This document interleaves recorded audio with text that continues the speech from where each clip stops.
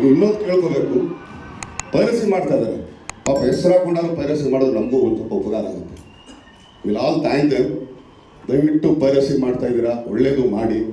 ತಪ್ಪಿಸಿ ಹಾಕ್ಕೊಂಡ್ರೆ ಇಲ್ಲ ಗೊತ್ತಾದರೆ ನಾನೇನು ಹೇಳೋಲ್ಲ, ಯಾರು ಸುಮ್ಮನೆ ನಿಮ್ಮ ಫೋಟೋನ ಯಾರು ಅಪ್ಲೋಡ್ ಮಾಡಿದ್ರೆ ಮಾತ್ರ ವಿಲ್ ಬಿ ನ ರಿಸ್ಕ್.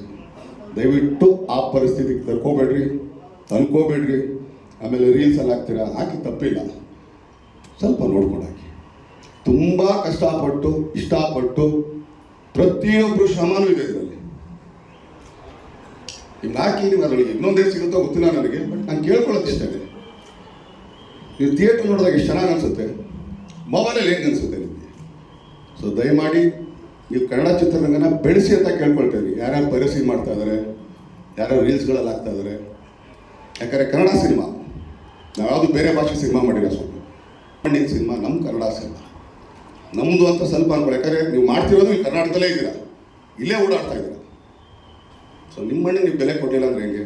ದಯಮಾಡಿ ಪೈರಸಿ ಮಾಡೋರಿಗೆ, ಹಾಗೆ ರೀಲ್ಸ್ಗಳಲ್ಲಿ ಇದ್ರಲ್ಲಿ ಮಾಡೋರಿಗೆ ಪ್ಲೀಸ್ ಸಿಕ್ಕಾಕೊಂಡ್ರೆ ಮಾತ್ರ tata bye bye. See speed plus Karnataka.